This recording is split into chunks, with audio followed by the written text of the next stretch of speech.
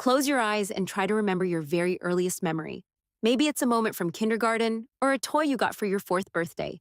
Now try to reach back even further. What happened when you were just 1 year old? Your first steps, your first words, or what your first birthday cake tasted like? Nothing there? Don't worry, you are not alone.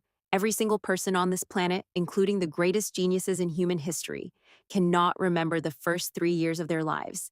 The earliest, and perhaps most crucial, part of our existence seems to be completely wiped from our brains. In science, this phenomenon is called infantile amnesia. But here is an interesting paradox. If babies can't remember anything, how do they learn new words so quickly at 1 or 2 years old? How do they recognize their parents and learn to walk? Their brains absorb information like a sponge, yet they can't retain those memories into adulthood. What actually happened during those first 3 years? Where did those memories go? Today we are going to unlock this mystery. Sigmund Freud, the father of psychology, was the first to notice this and coin the term infantile amnesia. Freud believed that because children experience intense emotions and psychological stress at a young age, the brain hides these memories deep in the subconscious to protect itself. However, modern neurobiology and brain science have discovered a much more fascinating and practical explanation. There are three main reasons why these memories disappear. Reason number one, the brain's supercomputer and the hippocampus. Deep inside our brain, there is a tiny seahorse-shaped region called the hippocampus. Its job is to record, store, and play back our memories. When a baby is born, this area is not fully developed. Up until the age of 3 or 4, it rapidly produces new cells. Science calls this neurogenesis. Now imagine this. You are trying to save an important file on your computer, but someone suddenly starts upgrading your hard drive, swapping out wires, and installing brand new parts. Of course, your old files are going to get messy and deleted. That's exactly what happens in a child's brain. Because new brain cells are growing so aggressively, they overwrite and destroy the fragile memory connections that were made before.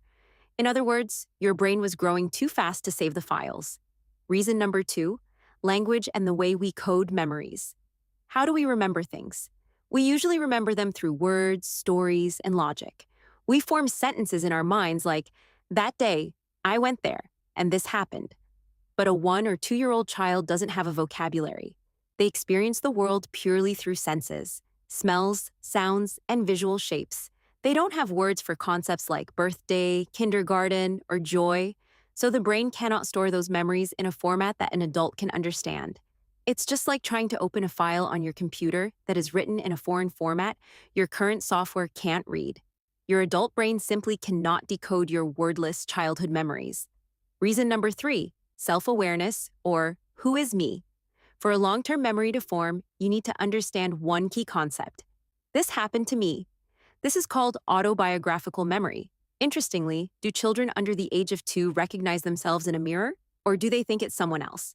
Scientists tested this by placing a red dot on a toddler's nose and putting them in front of a mirror. Children under 18 months old reached out to touch the mirror reflection instead of their own nose. This shows they don't yet realize they are a separate individual, a me. If your brain doesn't know who you are yet, how can it log a memory as something that happened to you? So the ultimate question remains, are those memories completely gone? Science answers, no. While you can't replay those moments like a movie, the feelings, habits, and emotional impressions from that time are deeply locked into your subconscious and muscle memory. Who you trust, what you fear, and even your favorite foods were largely decided during those unremembered 3 years. Your brain may have deleted the history logs, but it left the code written into your personality. You might not remember your early childhood, but your childhood reminds you of who you are every single day.